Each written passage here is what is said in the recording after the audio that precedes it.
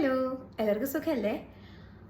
ഇന്നലെ ഇങ്ങനെ ഫേസ്ബുക്ക് ഇങ്ങനെ സ്ക്രോൾ ചെയ്തിരുന്നപ്പം ഒരു പഴയ സിനിമ ഉണ്ട്. എന്തായാലും സിനിമയൊക്കെ കണ്ടില്ലേ, അപ്പം നിങ്ങളോടും കൂടി ഒന്നിട്ട് പറഞ്ഞേക്കാം എന്ന് കരുതി.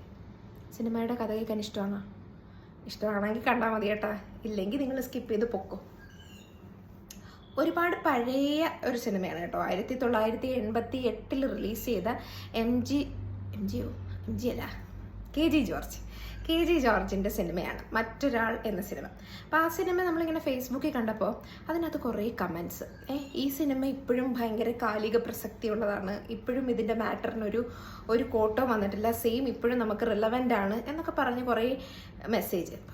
അതേത് സിനിമയുടെ എന്നാൽ ഒന്ന് കണ്ടു നോക്കണമല്ല എന്ന് വിചാരിച്ചാണ് ഞാൻ സിനിമ കാണാൻ എടുത്തത്. രാത്രി 11:30 എടുത്തിട്ട് ഞാനൊരു 12:30 മണി വരെ ആ സിനിമ കണ്ടു. ആ സിനിമയെ കാണാൻ ഇങ്ങനെ എന്നെ പ്രചോദിപ്പിച്ചുകൊണ്ടേ ഇരുന്ന ഒരു സിനിമയാണത്. അതായത് കഥ കേൾക്കാലോ അല്ലേ, ഒരുപാട് വലിച്ചു നീട്ടൂല. നിങ്ങൾക്ക് ആർക്കെങ്കിലും താല്പര്യം ഉണ്ടെങ്കിൽ ഡയറക്റ്റ് പോയിട്ട് സിനിമ കാണാം. പക്ഷേ താല്പര്യമുള്ളവർ കേട്ടോ. എങ്ങനെയാണെന്ന് വെച്ചാൽ, ഈ കഥയിൽ നായകൻ ഒരു ഉദ്യോഗസ്ഥനാണ്. അതായത് അത്യാവശ്യം നല്ല ഒരു ഹയർ ജോലിയിലുള്ള ഒരാൾ. കൈമൾ എന്നാണ് അദ്ദേഹത്തിൻ്റെ പേര്. അദ്ദേഹത്തിൻ്റെ ഭാര്യയാണ് സുശീല. അപ്പം സുശീല 2 മക്കളാണുള്ളത്. ഈ 2 മക്കൾ വലിയ കുട്ടികളാണ്. മോളൊരു 12-13 വയസ്സുള്ളൊരു മോളും ഒരു 7-8 വയസ്സുള്ളൊരു മോനും ഉണ്ട് അവർക്ക്. അപ്പോൾ സുശീലയായിട്ട് നമ്മുടെ സീമയാണ്, പിന്നെ കൈമളായിട്ട് കരമന ജനാർദ്ദനാണ്. അപ്പോൾ കരമന ജനാർദ്ദനൻ എന്ന് പറഞ്ഞാൽ ഒരു ടിപ്പിക്കൽ അച്ഛനാണ്. നമ്മളൊക്കെ ഒരു 80s 90s വളർന്നിട്ടുള്ളവരൊക്കെ കണ്ടിട്ടുള്ള ഒരു ടിപ്പിക്കൽ അച്ഛനാണ്. അതായത് ജോലിക്ക് പോകും, വരും, ഭയങ്കര ഡീസൻ്റ് ആയിരിക്കും, എൻ്റെ കാര്യങ്ങളെല്ലാം അപ് ടു ഡേറ്റ് ആയിരിക്കണം, അധികം ചിരിക്കത്തില്ല, എവിടെയെങ്കിലും പോവുകയാണെങ്കിൽ ഇങ്ങനെ ജസ്റ്റ് ഓർഡർ ഇടും, ഭാര്യ മക്കളും പുറകെ നടന്നോണം. ഓക്കെ, അപ്പോൾ ഒരു വൈഫിനൊരു ഈക്വൽ സ്പേസ് ഒന്നുമില്ല. വൈഫ് എന്ന് പറഞ്ഞാൽ ഇയാളുടെ എല്ലാ കാര്യങ്ങളും മീറ്റ് ചെയ്യാൻ വേണ്ടിയിട്ട് ഓടി നടന്നതെല്ലാം ചെയ്തു കൊടുക്കുന്ന ഒരാൾ. അവർക്ക് പ്രത്യേകിച്ച് സ്വന്തമായിട്ട് അഭിപ്രായങ്ങളോ സ്വന്തമായിട്ട് ഇഷ്ടങ്ങളോ ഒന്നുമില്ല. അങ്ങനെ ഇരിക്കുകയാണ്. ഇവരുടെ വീട്ടിലേക്ക് ഒരു അതിഥി വരുന്നുണ്ട്. അതിഥി എന്ന് പറയുന്നത് കരമന ജനാർദ്ദനൻ എന്ന് പറഞ്ഞാൽ കൈമളുടെ ഫ്രണ്ടാണ് ബാലൻ്റെ വൈഫ് വേണി. ബാലനായിട്ട് മമ്മൂട്ടിയും വേണിയായിട്ട് ഉർവശിയാണ് വരുന്നത്. അപ്പോൾ അവർ വരുന്നു. അവർ 2 ദിവസം, ഒരു ദിവസത്തേക്കൊന്ന് സ്റ്റേ ചെയ്യുന്നുണ്ട്. അപ്പോൾ അതിൻ്റെ ഇടയ്ക്ക് അവരുടെ ലൈഫ് കാണുമ്പോഴും സീമയ്ക്ക്, അതായത് സുശീലയ്ക്ക് എന്തോ എനിക്ക് ലാക്ക് ചെയ്യുന്നുണ്ടല്ലോ എന്നുള്ളൊരു ഫീല് വരുന്നുണ്ട്. അങ്ങനെ അവർ 1-2 ഷോട്ടുകളിൽ മാത്രമേ ഇതൊക്കെ കാണിക്കുന്നുള്ളൂ കേട്ടോ. അതുപോലെ ഇവർ ഒരുമിച്ച് ഫാമിലി ആയിട്ട് ബീച്ചിൽ പോകുന്നുണ്ട്. അപ്പോൾ ബീച്ചിൽ പോകുമ്പോൾ അവർ നോക്കുന്നത് ഒരു കപ്പിൾസ്, ഭയങ്കര ഹാപ്പി ആയിട്ട് പോകുന്ന ഒരു കപ്പിളിനെയാണ് സീമ നോക്കിക്കൊണ്ടിരിക്കുന്നത്. അതായത് അവർക്ക് കിട്ടാത്തത് അതാണ്. അതായത് അവർക്കൊരു സ്നേഹമോ ഒരു ചേർത്ത് പിടിക്കലോ ഒന്നും അവർക്ക് കിട്ടുന്നില്ല. അത് അവർ ലാക്ക് ചെയ്യുന്നുണ്ട് എന്നുള്ളത് നമ്മൾ അതിനകത്ത് കാണിക്കുന്നുണ്ട്. അങ്ങനെ ഇരിക്കെ ഒരു ദിവസം ഒരു ന്യൂസ് അറിയുന്നു. എന്തെന്ന് വെച്ചാൽ, നമ്മുടെ സീമയെ കാണുന്നില്ല. ന്യൂസ് അറിയുന്നതല്ല, അവർ വന്ന് നോക്കുമ്പോൾ പിള്ളേർ വരുമ്പോൾ അമ്മയില്ല, അച്ഛൻ വരുമ്പോൾ അമ്മയില്ല. എന്തെന്ന് ചോദിക്കും, അടുത്ത വീട്ടിലെങ്ങാനും ഉണ്ടോന്ന് പോയി അന്വേഷിക്കാൻ പറയും, അവിടെ എങ്ങും ഇല്ലെന്ന് പറയും. വൈകുന്നേരം ആകുമ്പോൾ ഒരു പയ്യൻ വന്നിട്ട് പറയും, കൈമൾ സാറിൻ്റെ ഭാര്യ അദ്ദേഹത്തിൻ്റെ വണ്ടി നന്നാക്കുന്ന മെക്കാനിക്കിൻ്റെ കൂടെ ഒളിച്ചോടി പോയി എന്ന് പറയും. അപ്പോൾ പെട്ടെന്ന് അത്രയും നാളും താൻ കെട്ടിപ്പൊക്കിയ തൻ്റെ വലിയൊരു അഭിമാനം ഇടിഞ്ഞു പോകുന്ന ഒരു മനുഷ്യനെ വളരെ നന്നായിട്ട് പോർട്രേ ചെയ്തിട്ടുണ്ട് കരമന.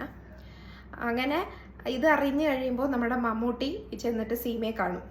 നിങ്ങൾക്ക് എന്ത് പറ്റി, അബദ്ധം പറ്റിപ്പോയതായിരിക്കും, നിങ്ങൾ തിരിച്ചു പോരെ, ഇത് നിങ്ങൾക്ക് പറ്റിയതല്ല, നിങ്ങളുടെ മക്കളൊക്കെ കാത്തിരിക്കുന്നുണ്ടെന്ന് പറഞ്ഞ് വിളിക്കും.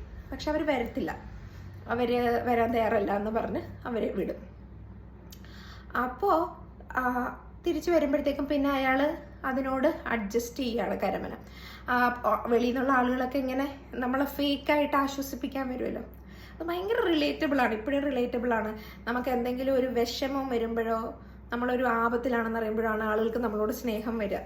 മീൻസ് അവർക്ക് നമ്മളെ ആശ്വസിപ്പിക്കാൻ വരാൻ തോന്നുക എന്ന് തന്നെ പറയുന്നുണ്ട് ആ ക്യാരക്ടർ. അത് ആക്ച്വലി അവരുടെ ആശ്വാസം എന്നുള്ളൊരു, അവർക്കൊരു ആശ്വാസമായിരിക്കും, ഇവരിങ്ങനെ കിടന്ന് അനുഭവിക്കുന്നല്ലോ എന്ന ആശ്വാസം. അപ്പോൾ അങ്ങനെ വരുന്ന ആളുകളെ കാണിക്കുന്നുണ്ട്. അവരെയൊക്കെ കരമന ഓടിച്ചു വിടുന്നുണ്ട്. പിന്നെ മക്കളെയൊക്കെ നാട്ടിലേക്ക് പറഞ്ഞു വിടുന്നുണ്ട്. അങ്ങനെ ഇരിക്കുമ്പോൾ തന്നെ ഒരു പാരലലി ഈ മമ്മൂട്ടിയുടെയും ഉർവശിയുടെയും ഒരു സ്റ്റോറിയുണ്ട്. ഉർവശി കുറച്ച് ഭയങ്കര ഫ്രീ ആയിട്ടുള്ള ആളാണ്. അപ്പോൾ ഉർവശിക്ക് ഈ മമ്മൂട്ടിയുടെ തന്നെ ഒരു ഫ്രണ്ടിൻ്റെ ഒരു ഫേമിൽ ജോലി കിട്ടുകയാണ്. അപ്പോൾ അതിൻ്റെ സ്റ്റാർട്ടിംഗ് ആണ്. അപ്പോൾ അയാളും കൂടെ ഒരുമിച്ചാണ് പോയി ഇതിന് വേണ്ട കാര്യങ്ങളൊക്കെ ചെയ്യുന്നത്. അപ്പോൾ മമ്മൂട്ടിയുടെ ഫ്രണ്ടായിട്ട് മുരളിയാണ് വരുന്നത്.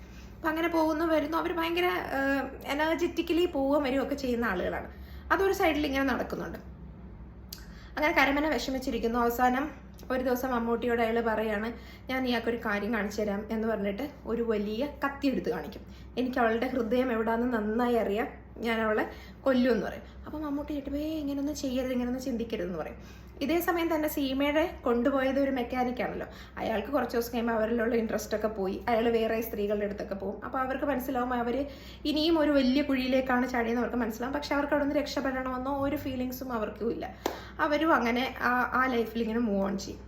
അപ്പോൾ മമ്മൂട്ടി വന്നിട്ട് പറയും, നമുക്കൊന്ന് ശ്രമിച്ചു നോക്കാം, അവരെ നമുക്ക് തിരിച്ചു കൊണ്ടുവരാമെന്ന് കരിമനയോട് ചോദിക്കും. അപ്പോൾ കരിമന ഒന്നും പറയത്തില്ല, അയാൾ ജസ്റ്റ് കരയും. മമ്മൂട്ടി മനസ്സിലാവും ഇതൊരു പോസിറ്റീവ് സൈനാണ്. ഓക്കെ, ഞാൻ പോയി വിളിക്കാം, ഞാൻ അവരോട് പറയാം. അപ്പോൾ പിന്നെയും മമ്മൂട്ടി ചെന്ന് സീമയെ കാണും. അപ്പോൾ സീമ ഒന്നും മിണ്ടില്ല. ഇവിടെയൊക്കെ നമ്മൾ മിണ്ടാതിരുന്നിട്ട് ഓരോ ആളുകളുടെ ഇമോഷൻസാണ് നമ്മളിലേക്ക് വരുന്നത്. ഇവിടെ ഒന്നും നമ്മൾ വലിയ വലിയ ഡയലോഗുകളൊന്നുമില്ല, പക്ഷെ ഡയലോഗ് ഇല്ലാതെ തന്നെ എല്ലാ ഇമോഷൻസും ഒരു സാധാരണക്കാരിലോട്ട് എത്തുന്നുണ്ട്. അപ്പം നമുക്ക് ഇനി എന്തായിരിക്കും എന്നുള്ള ഒരു ക്യൂരിയോസിറ്റി നമ്മളിലും ഉണ്ടാക്കി വെക്കുന്നുണ്ട് അവർ. അപ്പോൾ അങ്ങനെ അവർ വരാമെന്ന് സമ്മതിക്കും. അപ്പോൾ കരമനയോട് മമ്മൂട്ടി പറയുമ്പോൾ ഒരു കാര്യം ചെയ്യാം, നമുക്ക് വീട്ടിലോട്ടൊന്നും വരണ്ട, നമുക്ക് ബീച്ചിൽ പോയി കാണാം. ബീച്ചിൽ പോയി കാണുമ്പോൾ അപ്പം നമുക്ക് അവരെ കാണുമ്പോൾ ഉള്ള ഒരു പ്രശ്നം, ഒരു ചമ്മലൊക്കെ ഒഴിവാക്കാമല്ലോ എന്ന് പറയും. ഓക്കെ, അങ്ങനെ ആവട്ടെ എന്ന് പറയും. അങ്ങനെ മമ്മൂട്ടിയും കരമനയും കൂടെ ആദ്യം ബീച്ചിൽ പോകും. കുറച്ച് നേരം കഴിയുമ്പോൾ മമ്മൂട്ടി പോയിട്ട് ഇവരെ വിളിച്ചുകൊണ്ട് വരും. ഇവരെ വിളിച്ചുകൊണ്ട് വരുമ്പോൾ കരമനെ അവിടെയൊന്നും കാണത്തില്ല. അപ്പോൾ അവിടെ എല്ലാം നോക്കിക്കഴിഞ്ഞിട്ട് ഇവർ നോക്കുമ്പോൾ ഒരു പാറയുടെ അടുത്ത് ആ ബീച്ചിൽ അയാൾ സ്വയം ആ കത്തി വെച്ച് കുത്തി മരിച്ച് അവിടെ കിടക്കുന്നത് കാണാൻ പറ്റും. അപ്പോഴത്തേക്ക് ഇത് കണ്ടു കഴിയുമ്പോൾ സീമ പെട്ടെന്ന് പോയിട്ട് ഈ കടലിലോട്ട് എടുത്ത് ചാടുകയാണ്. അവിടെ കൊണ്ട് സ്റ്റോപ്പ് ചെയ്യണം. അവർ വെള്ളത്തിൽ പോകുന്നോ എന്താണോ ഒന്നും പറയുന്നില്ല, അവിടെ കൊണ്ട് ആ കഥ തീരുകയാണ്. അതുപോലെ തന്നെ പാരലലി ഈ ഉർവശിയുടെ അടുത്ത് ഈ മുരളി മിസ്ബിഹേവ് ചെയ്യുന്നുമുണ്ട് അതിൻ്റെ ഇടയ്ക്ക്. അപ്പോൾ അവർ ചോദിക്കുന്നുണ്ട്, ഞാൻ ഇച്ചിരി ഫ്രീ ആയിട്ട് നിന്നു എന്ന് കരുതി നിങ്ങൾ എന്നെ അങ്ങനെയാണോ കണ്ടിരിക്കുന്നത് എന്ന് അവർ ചോദിക്കുന്നുണ്ട്. എന്നിട്ട് അതിൻ്റെ ഇടയ്ക്ക് ഉർവശി പറയുന്നൊരു ഡയലോഗുണ്ട്, എല്ലാ സ്ത്രീകളും ഒരു ഇരകളാണ്, ഒരു തരത്തിൽ അല്ലെങ്കിൽ മറ്റൊരു തരത്തിൽ ഇരകളാണെന്ന് അവർ പറയുന്നുണ്ട്.